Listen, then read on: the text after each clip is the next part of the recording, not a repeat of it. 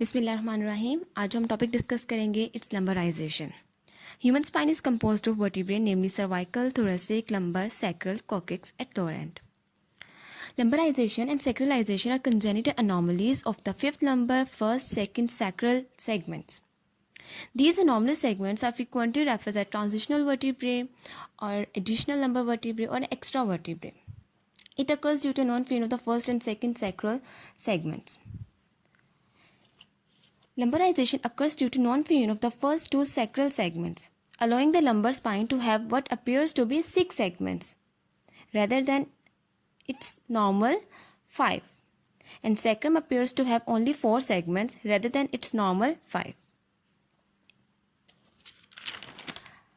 In this slide, the figure on your left hand shows the normal lumbar spine L1 to L5 and sacrum S1 to S5. And the figure on your right hand side shows the lumbar spine with the lumbarization of S1.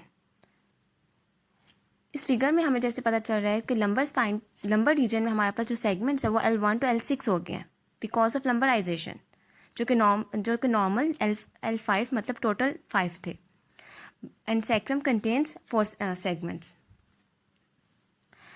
Now comes to sign and symptoms. This lumbarized S1 vertebrae is not completely a fused sacral segment, nor does it become a normal lumbar segment. This makes it difficult to accommodate the additional vertebral joint while performing daily tasks and may make this vertebra more vulnerable to injury and joint irritation. जैसे जैसे अब as बढ़ती जाएगी और अगर ये वाले लंबराइजेशन रहेगी कंडीशन पेशेंट के अंदर, तो उसकी वजह से वो रीजन हमारे पास ज़्यादा प्रोन होगा कि उसमें इंजरी हो सके, वहाँ पे ट्रिगर पेन स्टार्ट हो जाएगी, किसी भी टाइम पे डिस्कम्फर्ट रहेगी, तो ये कंडीशन को ट्रीट करना हमारा ज़रूरी होगा. अदर कंप्लेंट्स हमें कौन कौन सी मिल सकती हैं? बैक पेन हो सकती है, inflammation, swelling, stiffness of the back, muscle spasm, increase risk of the injury, intervertebral disc problem with the radiculopathy. As we know, the radiculopathy is a set of conditions in which one or more nerves are affected.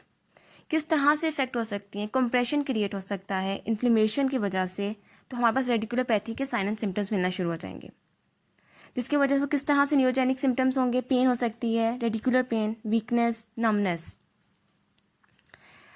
Diagnosis हम लोग कर सकते हैं X-rays से, mainly जो कि use किए जाते हैं, CT scan, MRI.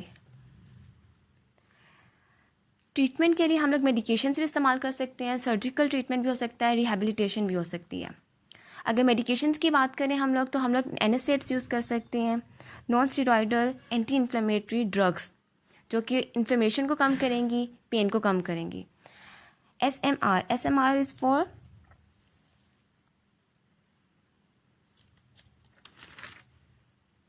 self myofascial release. It's a popular method and quick method used in acute pain and injuries. Foam roller is also a form of the self myofascial release. Steroid injection हम लोग use कर सकते हैं. ये उन patients में इस्तेमाल करेंगे स्टीरॉइड इंजेक्शन जहाँ पे पेन बहुत स्वेयर होगी और किसी भी और तरीके से कम नहीं हो रही होगी. Surgical excision may be use if all the conservative treatments, अगर हमें कंजर्वेटिव ट्रीटमेंट से कोई फ़ायदा हासिल नहीं हुआ तो तब हम लोग सर्जरी की तरफ आ जाएंगे. रिहैबिलिटेशन के अंदर हम लोग इलेक्ट्रिकल मोडालिटीज़ को इस्तेमाल कर सकते हैं, स्पेसिफिक ट्रीटमेंट्स को इस्तेमाल कर सकते हैं.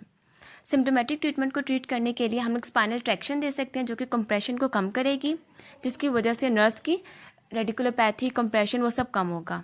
इंटरफ्रेंशियल थेरेपी यूज़ कर सकते हैं, टेंस यूज़ कर सकते हैं हम लोग, transcutaneous electrical nerve stimulation, ultrasound therapy use कर सकते हैं, short wave diathermy, laser use कर सकते हैं, light amplification by stimulated emission of radiation, microwave diathermy, spinal corset and rest. Specific treatment की अगर बात करें तो हम लोग मसल की strengthening and muscle stretching, week muscles की हम लोग स्ट्रेंथनिंग करवा सकते हैं एंड टाइट मसल्स की हम लोग स्ट्रेचिंग करवा सकते हैं. कोर मसल्स की सबकी हम लोग स्ट्रेंथनिंग करवा सकते हैं. मैनुअल थेरेपी भी हम लोग यूज़ कर सकते हैं टू ट्रीट द लंबराइजेशन